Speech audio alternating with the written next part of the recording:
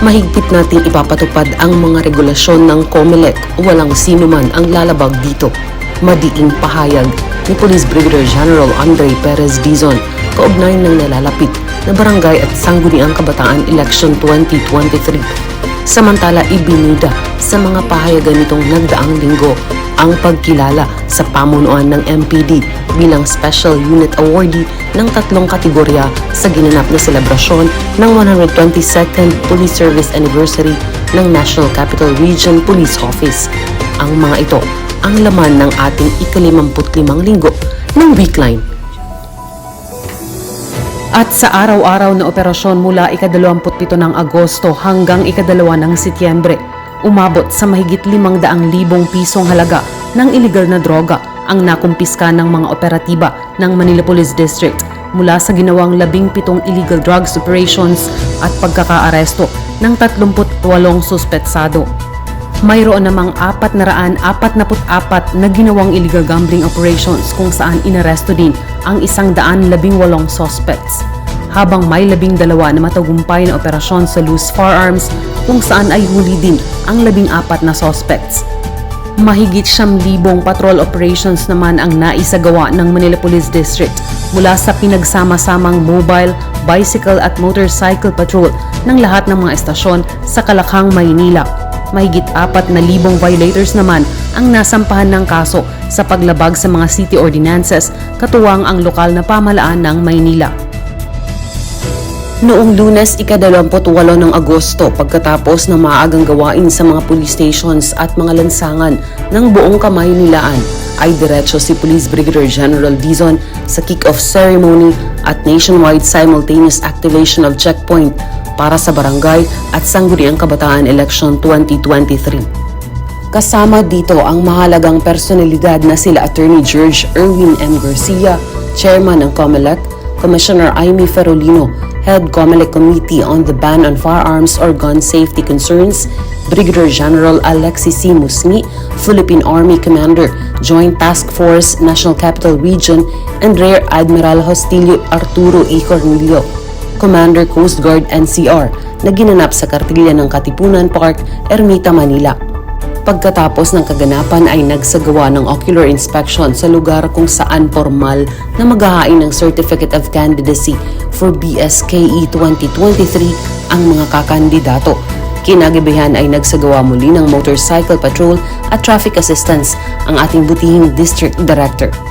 Noong ika-29 ng Agosto, matapos maisakatuparan ang madaling araw na tungkulin kasama na ang bicycle patrol, ay nagtungo si Police Brigadier General Dizon sa National Capital Region Police Office para sa selebrasyon ng 122nd Police Service Anniversary, kung saan napagtugumpayan ng Manila Police District ang 3 unit awards na Most Number of Arrested Wanted Persons, Most Number of Firearms Confiscated, at Best in Anti-Illegal Gambling Operations, at 2 ding Police Maynila ang nag-uwi ng parangal sa okasyong ito bilang Best Senior and Junior PNCO 4 Operations.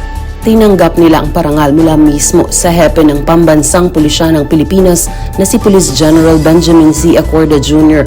na siyang Guest of Honor and Speaker na ginanap sa NCRPO Hinirang Hall, Camp Bagong Diwa, Bikutan, Taguig City.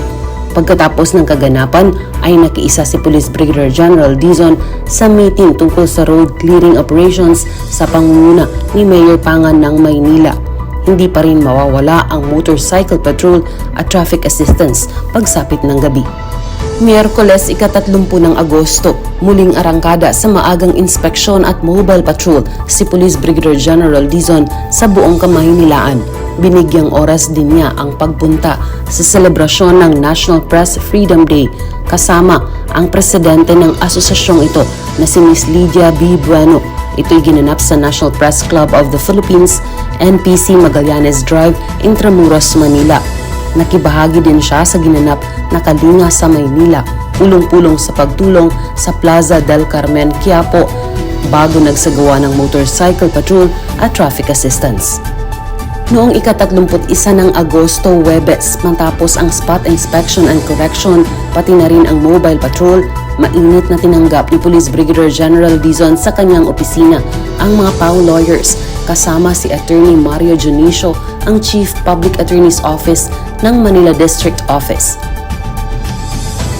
Pinangunahan niya rin ang naging pagpupulong kaugnay ng District Enhanced Managing Police Operations kasama si Police Colonel Roderico A. Roy Jr., ang Deputy District Director for Operations ng Manila Police District, kaugnay ng deployment, security concerns at iba pang bagay na nakakaapekto sa mga pagpapatupad ng batas sa Maynila. Nakiisa din siya sa fellowship at awarding ceremony ng NPD Operations Division.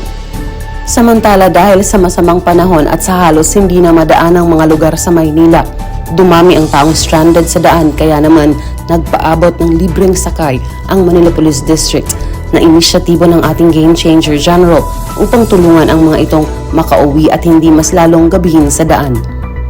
Noong unang araw ng Setyembre, Biyernes, dahil sa sama ng panahon, inilaan ni Police Brigadier General Dizon ang araw na ito ng pagtulong sa nangangailangan, lalo sa aspeto ng transportasyon. Isinabay niya ito habang nagsasagawa ng patrol operations sa buong Kamaynilaan. Nagkaroon din siya ng maraming oras sa opisina para sa mga administratibong gawain. Nakamonitor din siya at patuloy ang koordinasyon sa lokal na pamahalaan ng Maynila, gayon din sa iba pang ahensya na may kinalaman sa disaster response ng lugar.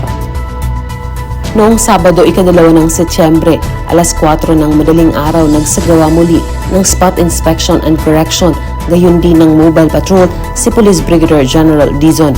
Inalam na rin ang mga sitwasyon sa lugar, pati ang mga kailangan pang tugunang problema na maaaring makatulong ang pulisya sa lungsod.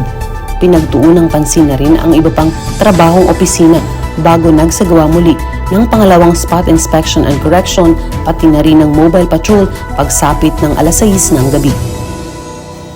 Patuloy na tutukan ang mga pangyayari dito lamang sa Weekline ng Manila Police District dahil kay Police Brigadier General Andre Perez Dizon, serbisyo'y damang-dama, serbisyo'y uunahin ka at ipapamalas ang serbisyong APD, Approachable, Presentable, and Dependable Police Force.